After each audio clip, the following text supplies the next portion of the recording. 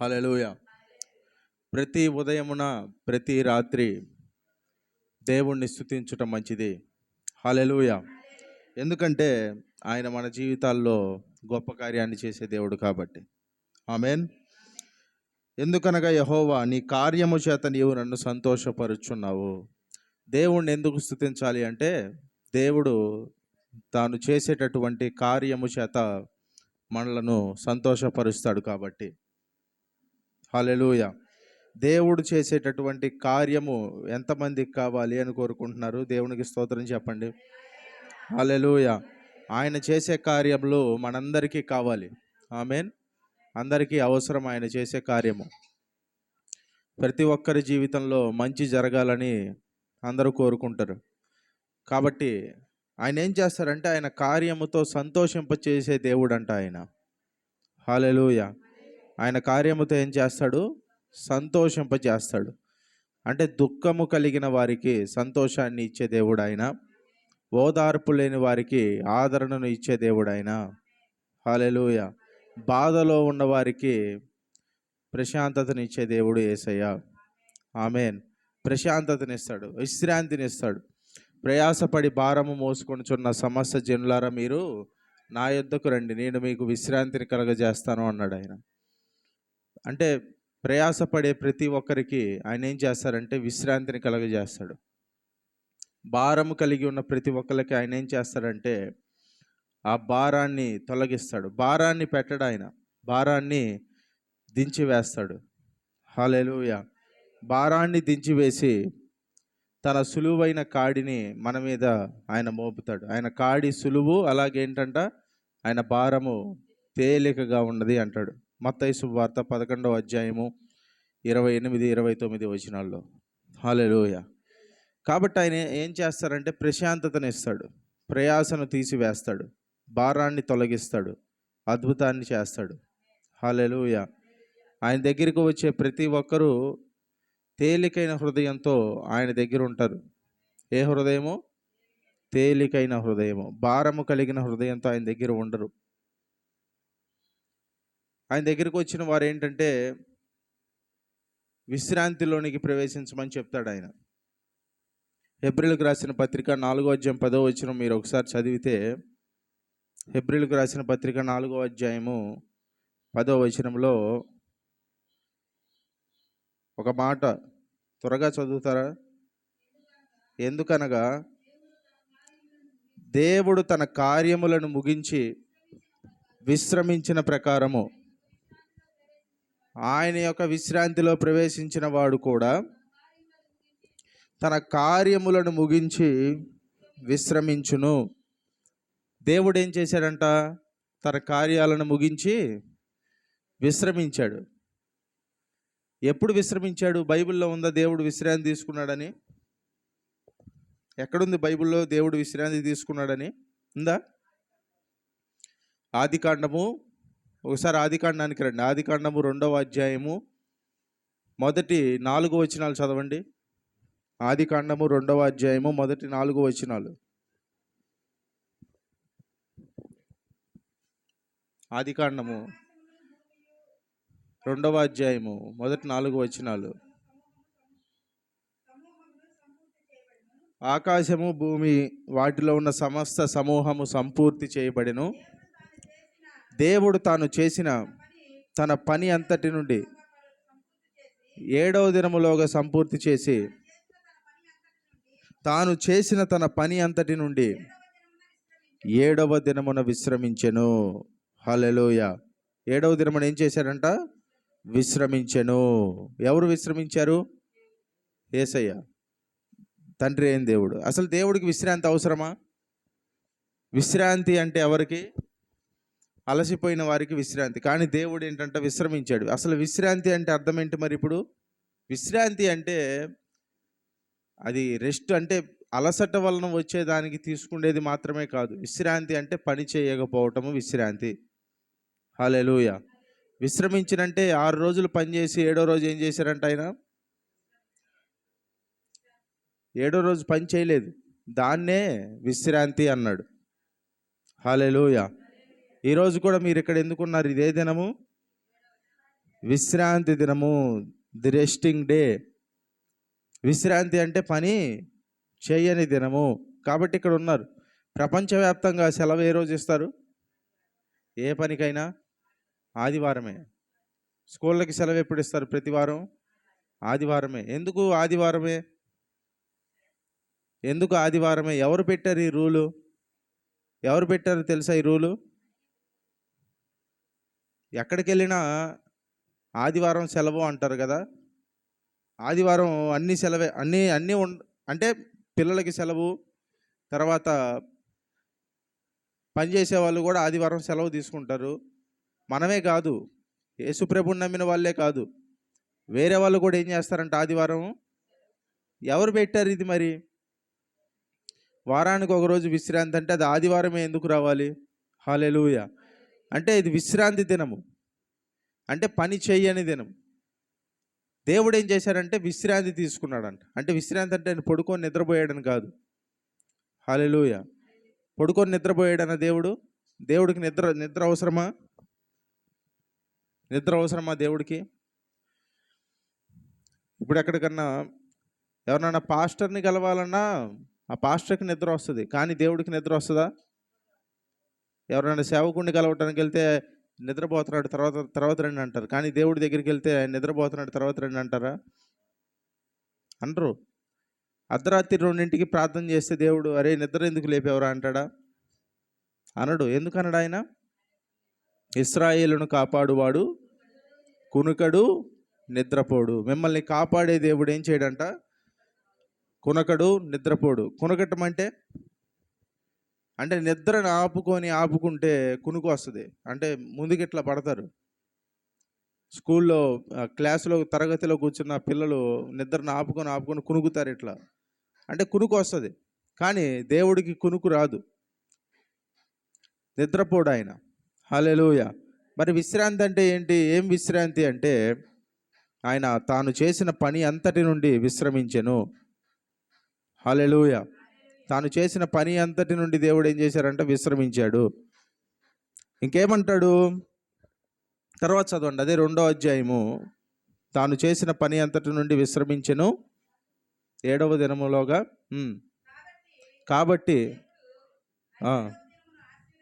కాబట్టి దేవుడు ఆ 7వ దినమును ఆశీర్వదించి పరిశుద్ధపరిచెను. ఏలైనగా దానిలో దేవుడు తాను చేసినట్టు సృజించినట్టు తన పని అంతటి నుండి విశ్రమించెను. 7వ దినాన్ని ఆయన ఏం చేశారంట? పరిశుద్ధపరిచాడు. అంటే పని దినాన్ని ఆయన పరిశుద్ధపరచల. 6 రోజులు పని చేశాడు కదా, ఆ 6 రోజుల్లో ఏ రోజునైనా పరిశుద్ధపరిచాడా? చెట్లని పుట్లని వీటన్నిటిని చేసిన రోజున పరిశుద్ధపరిచాడా? లేదు. సూర్యుడిని చంద్రుడిని చేసిన రోజు పరిశుద్ధపరిచాడా? లేదు. సముద్రాలని, చేపల్ని, ఇంకా మానవుల్ని, అసలు ఆఖరికి మానవుని చేసిన రోజును కూడా ఆయన పరిశుద్ధపరచాల. మరి ఏ రోజును పరిశుద్ధపరిచాడు ఆయన? విశ్రాంతి దినాన్ని పరిశుద్ధపరిచాడు. హల్లెలూయా. అంటే పని దినాన్ని ఆయన పరిశుద్ధపరచలేదు, విశ్రాంతి దినాన్ని పరిశుద్ధపరిచాడు. అంటే ఈ రోజును మీరు దేవుడి దగ్గరికి వచ్చి ఆయనతో గడుపుతున్నారు అంటే మీరేం చేస్తున్నారంటే ఆయన పరిశుద్ధపరిచిన దినాన్ని మీరు ఆచరిస్తున్నారు. అంటే అక్కడ శనివారం, కానీ ఇక్కడ మనకి యేసు ప్రభు చనిపోయి తిరిగి లేచిన తర్వాత ఆదివారం. అక్కడ పనిలో నుండి విశ్రాంతిలోకి వెళ్తారు, ఇక్కడ విశ్రాంతిలో నుండి పనిలోకి వెళ్తాము. హల్లెలూయా. రెండిటికి వ్యత్యాసం ఉంది. ఆమేన్. హల్లెలూయా. కాబట్టి హెబ్రీయులకు రాసిన పత్రిక 4:10 మళ్ళీ రండి. హెబ్రీయులకు రాసిన పత్రిక 4:10లో ఏమన్నాడు ఇందాక మనం చదివిన మాటలో? ఎందుకనగా దేవుడు తన కార్యమును ముగించి విశ్రమించిన ప్రకారము. ఇప్పుడు ఏం చేశాడు? తన కార్యాన్ని ముగించి సృష్టి మొత్తాన్ని ముగించి ఏం చేశాడు? విశ్రమించాడు. అది మాత్రమే కాదు, ఇంకా చూస్తే యోహాను సువార్త 19వ అధ్యాయం 30వ వచనంలో యేసయ్య ఏమంటాడు? సమాప్తమైనది. ఏమన్నాడు? సమాప్తమైనది అని చెప్పి తర్వాత అది 6వ మాట. 7వ మాట ఏమంటాడు? తండ్రి నీ చేతికి నా ఆత్మను అప్పగించుచున్నానని చెప్పి తన తలవాల్చి నిద్రించాడు, అంటే మరణించాడు. మరణించి తిరిగి లేచి ఆయన ఏం చేశాడు తెలుసా? పరలోకానికి ఆరోహణమై ఏం చేస్తున్నాడు? ఇప్పుడు తండ్రి కుడిపాశమున కూర్చున్నాడు. కూర్చున్నాడు అంటే అర్థం తెలుసా? ఇప్పుడు పాత నిబంధన గ్రంథంలో ఎవరుండేవాళ్ళు? ప్రధాన యాజకులు ఉండేవాళ్ళు. ఆ యాజకులు ఏం చేసేవాళ్ళు? కూర్చోటానికి అవకాశం లేదు. దేనికి అవకాశం లేదు? కూర్చోటానికి అవకాశం లేదు. ఎందుకు లేదు కూర్చోటానికి అవకాశం? ఇప్పుడు ఒకళ్ళు వచ్చి పాపానికి పరిహారార్థ బలి అర్పించారనుకోండి, వెంటనే కూర్చోడానికి లేదు. ఎందుకు? వెంటనే ఇంకొక వ్యక్తి వస్తాడు. ఇంకొక వ్యక్తి వస్తే ఆ వ్యక్తి పాపానికి మళ్ళీ పరిహారం చెల్లించాలి. అంటే ఎప్పుడు పని ఏం జరుగుతుంది? పని జరుగుతూనే ఉంది. 10:1 చదవండి. హెబ్రీ 10:1 ఉంటుంది ఆ మాట. హెబ్రీలకు రాసిన పత్రిక 10వ అధ్యాయం 1వ వచనం. ధర్మశాస్త్రము రాబోవచ్చున్న మేలుల ఛాయగలదయ్యే కానీ ఆ వస్తువుల నిజస్వరూపము గలది కాదు గనుక ఆ యాజకులు ఏటేటా ఎడతెగకుండా, చూడండి, ఎడతెగకుండా అంటే ఎడతెగకుండా బలులు ఇస్తూనే ఉంటారంట. దేనికి? సంపూర్ణ బలి, ప్రాయశ్చిత్తార్థ బలి లేదు అప్పుడు. అర్పించు ఒకటే విధమైన బలులు వాటిని తెచ్చువారికి ఎన్నడను సంపూర్ణ సిద్ధి కలుగా చేయనేరవు. అంటే తెస్తూనే ఉంటాడు. పాపం చేసిన వాడు ఒక గొర్రెని తీసుకొస్తాడు, యాజకుడు దాన్ని బలి ఇస్తూనే ఉంటాడు. ఆడు తెస్తూనే ఉంటాడు, ఈయన ఇస్తూనే ఉంటాడు. అతను తెస్తూనే ఉంటాడు, ఇతను ఇస్తూనే ఉంటాడు. వాటి ఎడతెక్కకుండా ఇస్తాడు, కానీ వాటి వల్ల సంపూర్ణ సిద్ధి అనేది ఏమాత్రము రాదు. సంపూర్ణ సిద్ధి రాదు కాబట్టి మళ్ళీ మళ్ళీ బలులు అర్పిస్తూ ఉండాలి. అంటే ఇప్పుడు వీళ్ళకి ఏం లేదు, యాజకులకి రెస్ట్ లేదు. అంటే కూర్చోటానికి కూడా అవకాశం లేదు. కూర్చోడానికి కూడా తీరిక లేదు. ఒక సామెత ఉంటుంది, సామెత దాన్ని ఏమంటారు మరి, ఏదో ఒకటి, క్షణం తీరిక లేదు. అంటే ఏంటి? ఎప్పుడు పని చేస్తూ ఉంటారు కానీ దానివల్ల ప్రయోజనం లేదు. ఎప్పుడు చూసినా బిజీగా ఉంటారంట, కానీ వచ్చేది ప్రయోజనం రూపాయి ఉండదు అందులో. అట్లాగుంది ఇలా పరిస్థితి. ఏంటి? వాటి వల్ల ప్రయోజనం లేదు అంటున్నాడు. అంటే ఏంటి? ఇప్పుడు అట్లా జరుగుతూనే ఉంది, పని మాత్రం ఆగట్లా, రెస్ట్ మాత్రం లేదు. కానీ ఈ ప్రధాన యాజకుడు ఎవరు? యేసయ్య. ఈయన ఏం చేశాడంట? పాపముల కొరకు వెల ఒక్కసారే చెల్లించి పరలోకానికి ఆరోహణుడై తండ్రి కుడిపాశాన ఏం చేశాడంట? కూర్చున్నాడు. హల్లెలూయా. కూర్చున్నాడు అంటే దాని అర్థం ఏంటి? ఇక చెయ్యాల్సిందేమీ లేదు. ఆమేన్. ప్రధాన యాజకుడు ఇప్పుడు పాపం ఉంటే ఇంకా ఏం చేయాలి? యేసు ప్రభు చేస్తూనే ఉండాలి. కానీ పాత నిబంధన ప్రకారము కాదు. కానీ ఈయన ఏం చేశారంట? మొత్తానికి ఒక్కసారే సదాకాలము నిలిచే ఒక బలి అప్పగించాడు. 10:14 13 సదాకాలము నిలిచే ఒక బలిని అప్పగించేసి ఏం చేశాడంట? అప్పటి నుండి తన శత్రువులను తన పాదముల కిందకు పాదపీఠముగా చేయబడు వరకు కనిపెట్టుచు దేవుని కుడిపార్శ్వమున ఆసీనుడాయెను.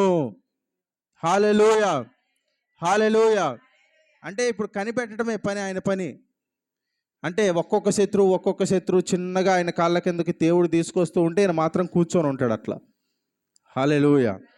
అలాగే ఇదంతా ఎందుకు చెప్తున్నానంటే, ఇప్పుడు మళ్ళీ 4:10 చదవండి.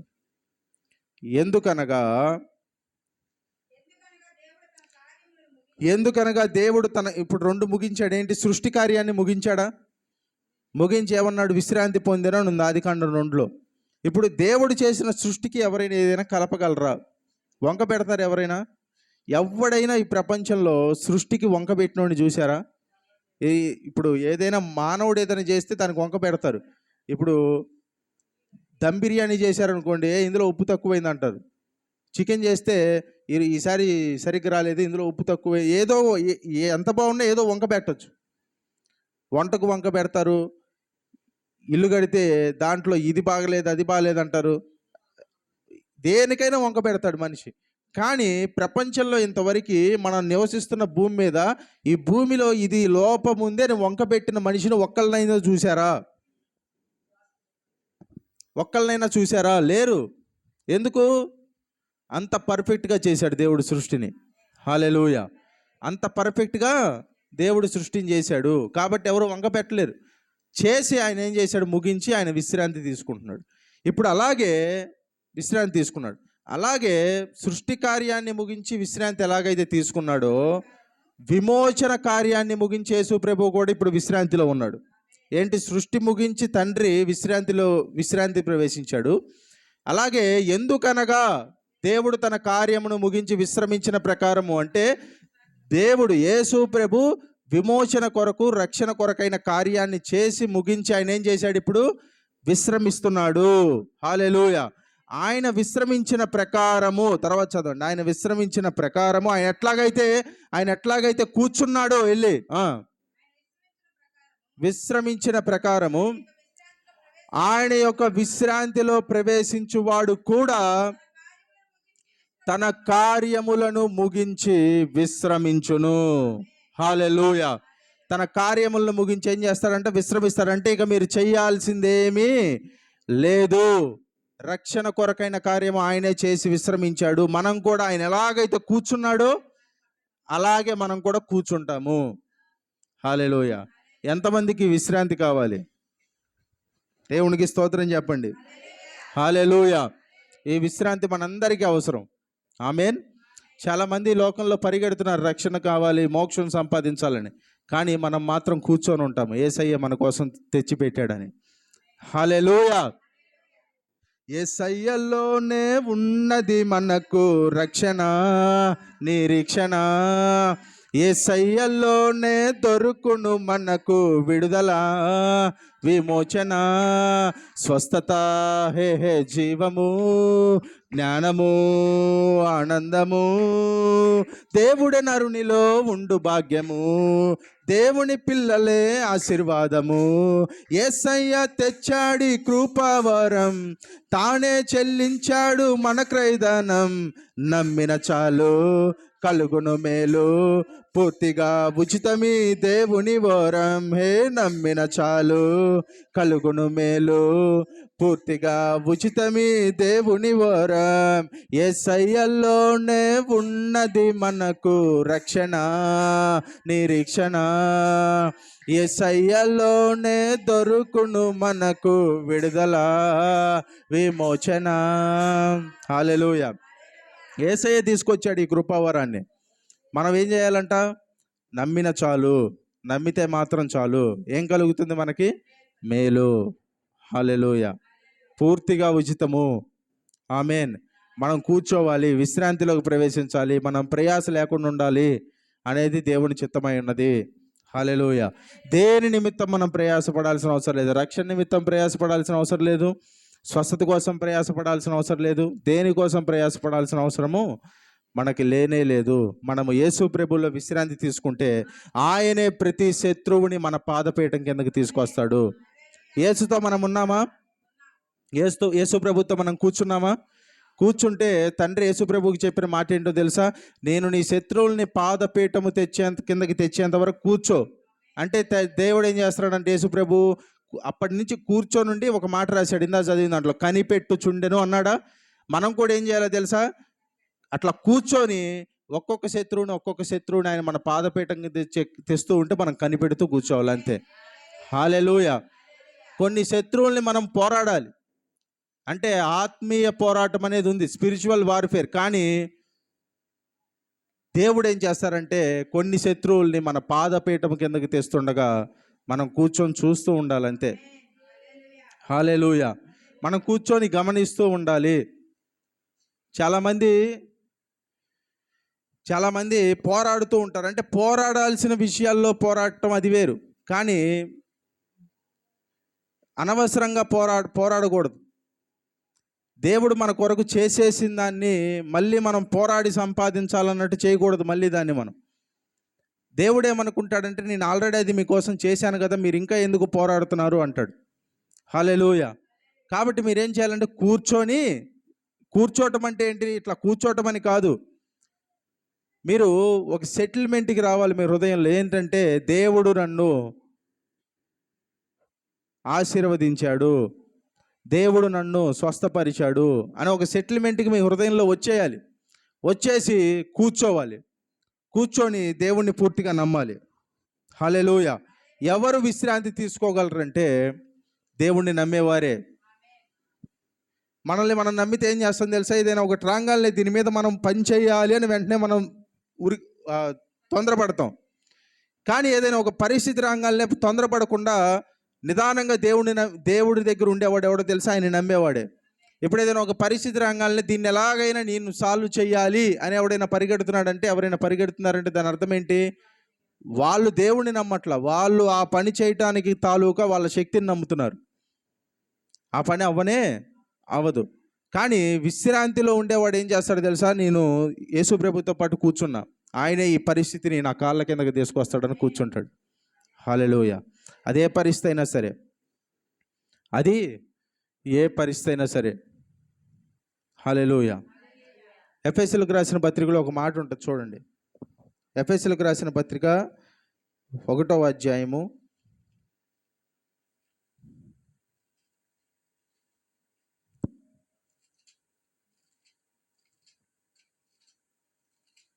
1:20 నుంచి చదువుతున్నా చూడండి.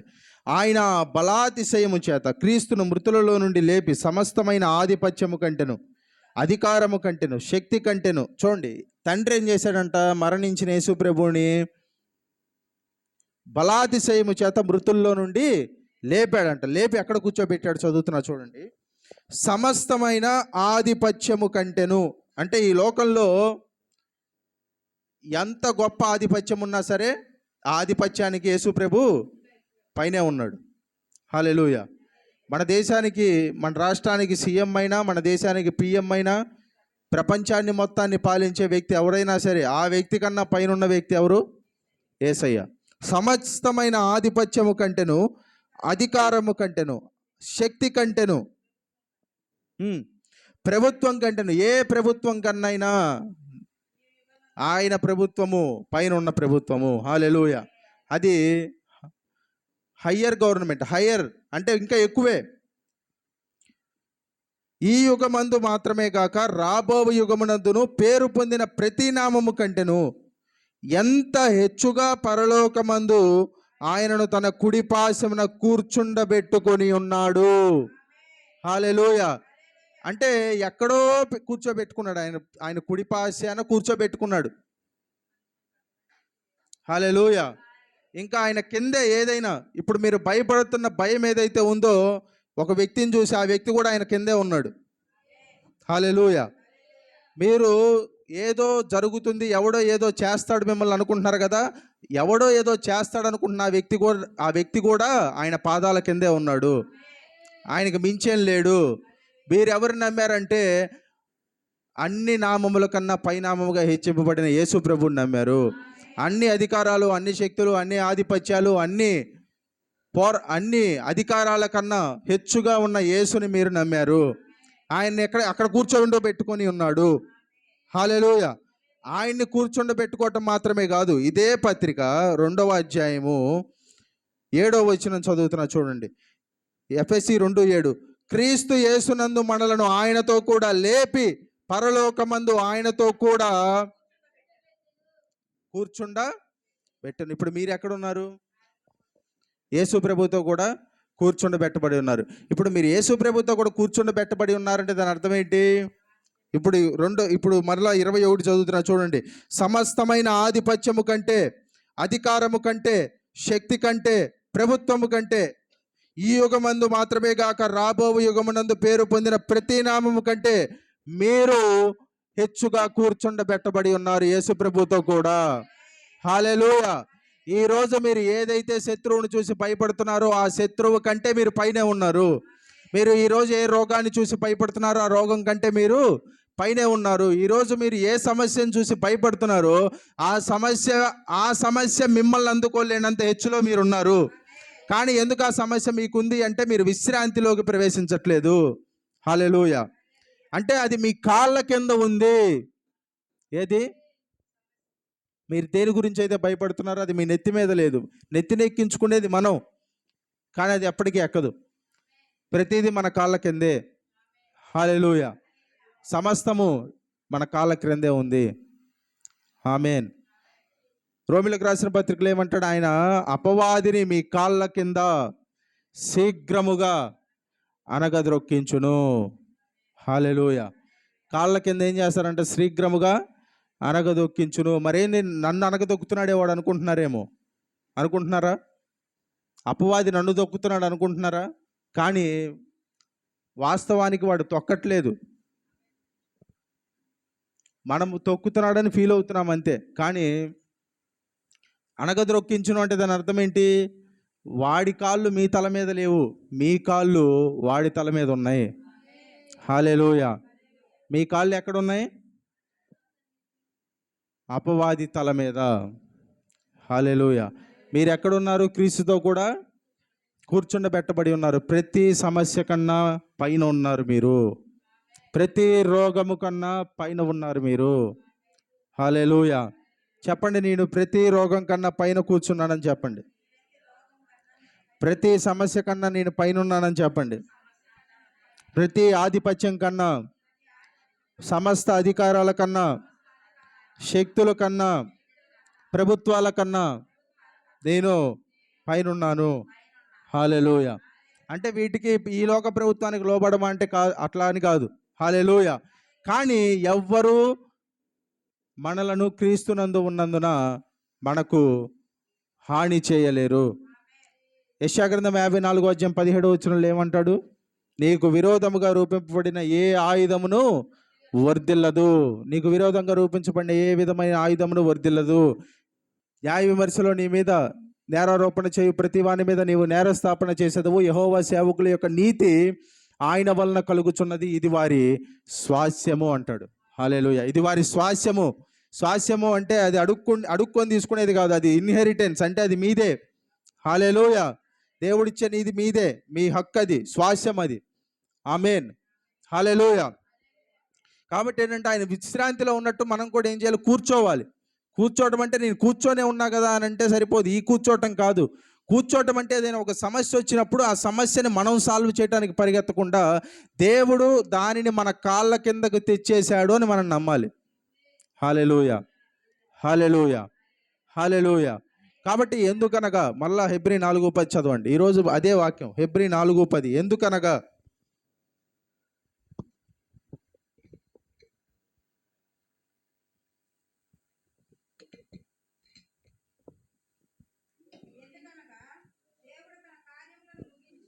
దేవుడు తన కార్యములను ముగించి విశ్రమించిన ప్రకారము.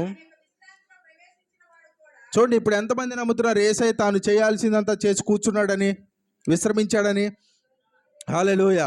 కాబట్టి ఇప్పుడు మీరు కూడా ఏం చేయాలంటే, ఆయన విశ్రాంతిలో ప్రవేశించే మనం కూడా మన కార్యములను ముగించి విశ్రమించాలి. హల్లెలూయా.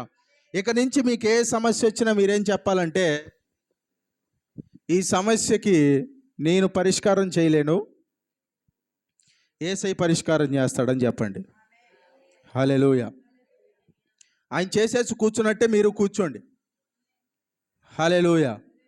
హల్లెలూయా. ఇప్పుడు తిప్పంటేనే అక్కడ గొడవ పెద్దదైద్దంట. ఇప్పుడు ఎవడైనా మనల్ని ఏమన్నా అంటే మనం ఏం తిరిగి అనలేదు అనుకోండి, ఏమవుద్ది? ఏమన్నా ఉంటుందా? ఏముండదు. సమస్య కూడా మన దగ్గరికి వచ్చినప్పుడు దాని మీద మనం పదే పదే ఆలోచిస్తూ దాని మీద మనం పదే దీన్ని ఎలా తీసేయాలని దాని మీదే ఆలోచన పెట్టుకుంటే అది ఇంకా పెద్దదైద్ది.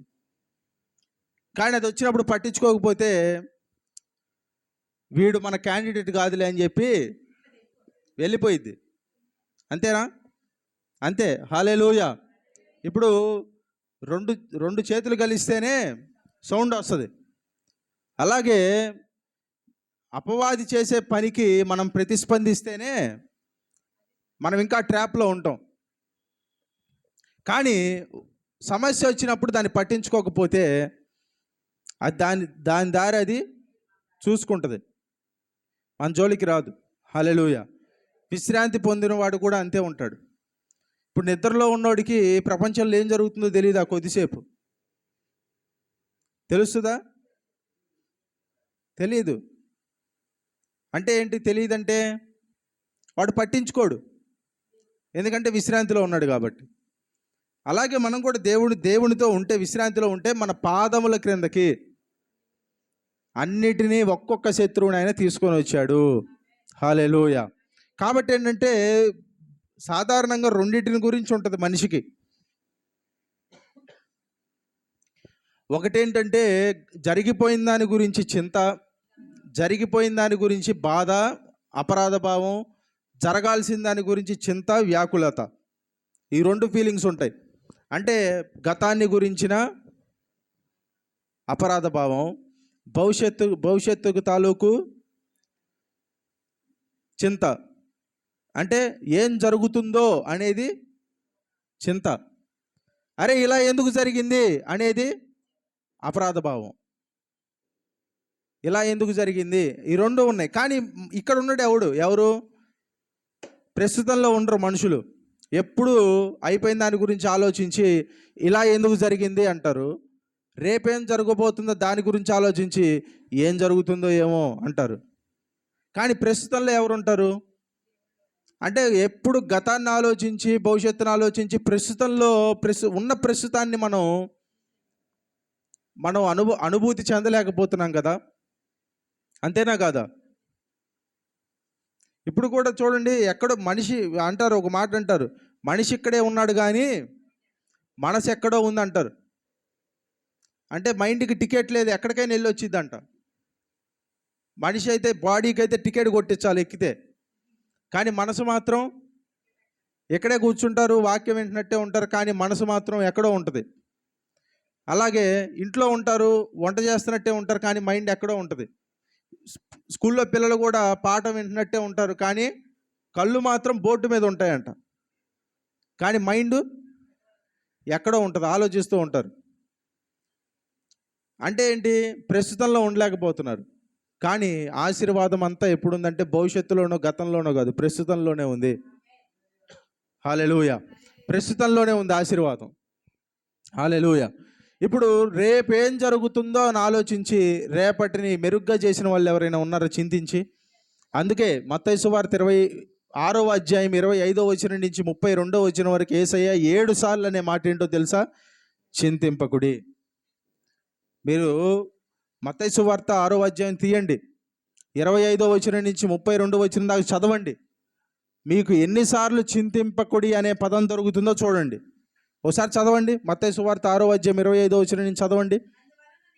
అందువలన నేను మీతో చెప్పినది ఏమనగా, ఏమి తిందుమో ఏమి త్రాగుదమో అని మీ ప్రాణములు గూర్చైనను, ఏమి ధరించుకుందుమో అని మీ దేహమును గూర్చైనను చింతపడకుడి. ఆహారము కంటే ప్రాణమును, వస్త్రము కంటే దేహమును గొప్పవి కావా? ఆకాశ పక్షులను చూడుడి, అవి విత్తవు, కోయవు, కొట్లలో కూర్చుకొనవు, అయినను మీ పరలోకపు తండ్రి వాటిని పోషించున్నాడు. మీరు వాటికంటే బహుశ్రేష్ఠులు కారా? మీలో ఎవడు చింతించటం వలన తన ఎత్తు మూరెడు ఎక్కువ చేసుకొనగలడు? వస్త్రములను గురించి మీరు చింతింపనేలా? అడవి పువ్వులు ఎలాగో ఎదుగుచున్నవో ఆలోచించుడి. అవి కష్టపడవు, వడగవు, అయినను తన సమస్త వైభవముతో నిండిన సొలొమోను సైతము వీటిలో ఒకదాని వలనైనను అలంకరింపబడలేదు. నేడుండి రేపు పోయిలో వేయబడు. అడవి గడ్డని దేవుడు అలాగూ అలంకరించిన ఎడల అల్ప విశ్వాసులారా, మీరు మరి నిశ్చయముగా వస్త్రములను ధరింపజేయును కదా. కాబట్టి ఏమి తిందుమో, ఏమి తాగుదుమో, ఏమి ధరించుకుందుమో అని చూడండి. చింతపడకుండా ఏమంటాడు? చింతించకడి. చింతింపనేలా? ఎందుకు చింతిస్తారు? మళ్ళా చింతించకండి. ఇట్లా 6-7 సార్లు ఏముంటుంది? ఒకే మాట, చింతించకండి, చింతించకండి. హల్లెలూయా. అంటే ఏమవుతుందని వద్దు. ఈ రోజుకి నేను అంటే దేవుడంట, he's not the god of future అంటే ఫ్యూచర్లో కూడా దేవుడే ఆయన. కానీ మోస్ట్ ఇంపార్టెంట్గా అతి ప్రాముఖ్యంగా ఏంటంటే he is the god of now, అంటే ప్రస్తుతంలో ఆయన దేవుడై ఉన్నాడు. గతంలో కూడా దేవుడే, భవిష్యత్తులో కూడా దేవుడే, ఎన్నడూ మారని దేవుడే. కానీ దేవుడు మిమ్మల్ని ఆయన ఎలా చూడాలని కోరుకుంటున్నాడంటే ప్రస్తుతంలో ఆయన ఇచ్చేదాన్ని చూడాలని కోరుకుంటాడు ఆయన. హల్లెలూయా. రేపటి మన్నా గురించి ఈరోజు ఆలోచించొద్దు. ఈరోజు కురిసే మన్నా ఈరోజు తీసుకోండి, రేపు ఖచ్చితంగా మళ్ళీ కురిసిద్ది. హల్లెలూయా. రేపటి మన్నా రేపు వస్తుంది, దాని గురించి ఈరోజు ఎందుకు ఆలోచిస్తారు? అంతేనా కదా? హల్లెలూయా. అంటే మనిషికి భవిష్యత్తును గురించి ఎప్పుడు చింత ఉంటుంది, కానీ అది తప్పు లేదు. ఎందుకంటే భవిష్యత్తు బాగుండాలని అందరూ కోరుకుంటారు.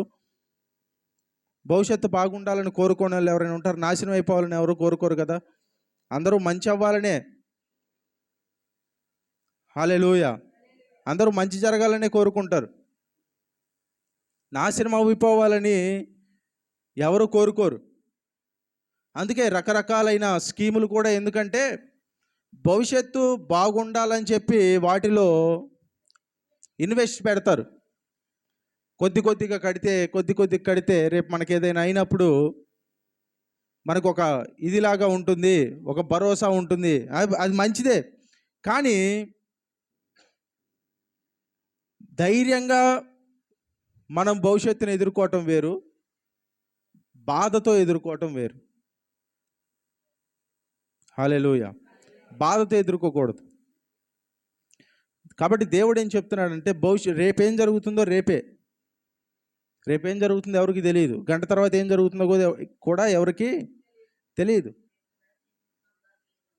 ఎవరికేం తెలియదు. కాబట్టి ఏంటంటే దేవుడు ఏం చెప్తున్నాడంటే ప్రస్తుతంలో ఫిలిప్పీలకు రాసిన పత్రిక 4వ అధ్యాయం 6వ వచనంలో కూడా ఏమంటాడంటే దేనిని గురించి చింతింపకటి కానీ ప్రతి విషయమునందు ప్రార్థన విజ్ఞాపనముల చేత మీ విన్నపములను కృతజ్ఞతాపూర్వకంగా మీ విన్నపములను దేవునికి తెలియజేయడి. అప్పుడు సమస్త జ్ఞానమునకు మించిన యేసుక్రీస్తు సమాధానము మీ హృదయములకు కావలి ఉండును అంటాడు.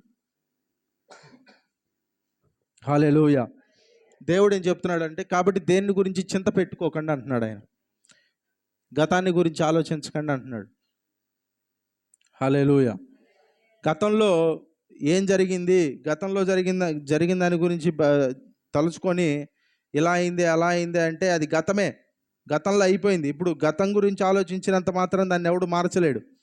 భవిష్యత్తు గురించి బాధపడినంత మాత్రాన దాన్ని ఎవడు ఆపలేడు. కానీ ఇప్పుడు మనం ఏం చేయగలమంట? దేవుడు ప్రస్తుతం ఇచ్చే కృపతో మనము బ్రతకగలుగుము. హల్లెలూయా. దేవుడు ప్రస్తుతం మనకి ఇచ్చేటటువంటి ఆయుష్తో మనము జీవించగలుగుదుము. హల్లెలూయా. అంటే ఎప్పటి గురించి ఆలోచించి ఇప్పుడున్న మూమెంట్ని మిస్ చేసుకోవద్దు. హల్లెలూయా. ఇప్పుడున్న మూమెంట్ని ఫుల్గా ఆనందించండి, అనుభూతి చెందండి దేవునితో. హల్లెలూయా. హల్లెలూయా. అనుభూతి చెందండి. మనకి చాలాసార్లు ఏదైనా ఒకటి పోయిన తర్వాత తెలిసింది దాని బాధ. అది ఉన్నప్పుడు అది సాధారణమైన విషయమే అనుకుంటాం, కానీ అది పోయిన తర్వాత అది ఇప్పుడు ఉంటే బాగుండేదే అనుకుంటాం. కానీ ఇప్పుడు మనకి చాలా ఉన్నాయి మన జీవితంలో, అవి ఇంకా పోలేదు. కాబట్టి మనం ఏం చేయాలంటే వాటికి ఇవ్వవలసిన సమయాన్ని మనం వాటికి ఇవ్వాలి. హల్లెలూయా. కాబట్టి ఏంటంటే విశ్రాంతి అంటే కేవలము యేసు ప్రభుతో కూర్చున్నాము, అన్నీ జయిస్తాము, ఇది మాత్రమే కాదు. విశ్రాంతి అంటే మనసులో ప్రశాంతత. హల్లెలూయా. బయట ఎంత పని జరిగినా లోపల ప్రశాంతంగా ఉండాలి. ఉదాహరణకి చూస్తే ప్రత్యక్ష గుడారంలో బయట ఎప్పుడు పని జరుగుతూనే ఉంటుందంట, కానీ లోపల మాత్రం ఎలా ఉంటుంది? పరిశుద్ధ స్థలం కొద్దిగా. అతి పరిశుద్ధ స్థలం ఎలా ఉంటుంది చెప్పండి? అతి పరిశుద్ధ స్థలంలో హడావిడిగా ఉంటుందా? ఎలా ఉంటుంది చెప్పండి? అసలు ఏముండదు, ప్రశాంతంగా ఉంటుంది. కానీ ఆవరణంలో ఎవరో ఒకళ్ళు గొర్రెందేస్తారు, నేను పాపం చేశానంటారు, బలి చెల్లించమంటారు, యాజకుడు బలి అర్పిస్తాడు, గంగాలో ఉంటుంది, కాళ్ళు కడుక్కుంటారు, రకరకాలైన పని జరుగుతూనే ఉంటుంది. కానీ అతి పరిశుద్ధ స్థలంలోకి ఎవ్వరూ వెళ్ళరు, ఏమీ జరగదు, ప్రశాంతంగా ఉంటుంది. హల్లెలూయా. మన శరీరం కూడా ఒక గుడారం. హల్లెలూయా. ఇప్పుడు ఏం చేయాలి? బయట మనం పని చేస్తూనే ఉంటాం, రకరకాలైన పని ఆవరణంలో బయట శరీరంతో అనేక రకాలైన పనులు చేస్తాం. కానీ లోపల మనసు, లోపల ఆత్మ, అతి పరిశుద్ధ స్థలం ఎలాగైతే ప్రశాంతంగా ఉంటుందో అలాగ ఉండాలి. హల్లెలూయా, హల్లెలూయా, హల్లెలూయా. అట్లాగుంటే దాని అర్థం ఏంటి? అది నిజమైన విశ్రాంతి అని. ఆమేన్. హల్లెలూయా. అంటే బయట పని చేస్తూ ఉంటారు, లోపల లోపల ప్రశాంతంగా ఉంటే దానివల్ల ఎఫెక్ట్ ఉండదు. కానీ లోపలంతా గందరగోళంగా ఉంటే బయట చేసే పని మీద కూడా ఎఫెక్ట్ పడుతుందంట. కాబట్టి విశ్రాంతి అంటే ఏంటంటే, దేవుడు మనకిచ్చే ప్రశాంతత ఎలా ఉంటుందంటే, మనిషిని చంపేసి, మనిషిని హింసించి ఇట్లా ఈ రీతిగా ఉండదు. దేవుడిచ్చేది సులువైనది. ఆయన ఆజ్ఞలు భారమైనవి కావు. ఇది నేను చెప్పిన మాట కాదు, కానీ బైబిల్లో యోహాను పత్రికలో దేవుడు రాయించిన మాట. ఆయన ఆజ్ఞలు భారమైనవి కావు. ఆమేన్. ఆయన కాడి సులువైనది. మరి భారం చేసింది ఎవరు? మనుషులే. భారం చేసింది ఎవరు? మనుషులే. దేవుడు అంటే కఠినుండి చేసింది ఎవరు? మనుషులే, దేవుడు కాదు. పాస్టర్లే. ఎవరు చేశారంట? చూడండి, కొన్ని వాతావరణంలోకి వెళ్తే ఎట్లా ఉంటుంది చెప్పండి.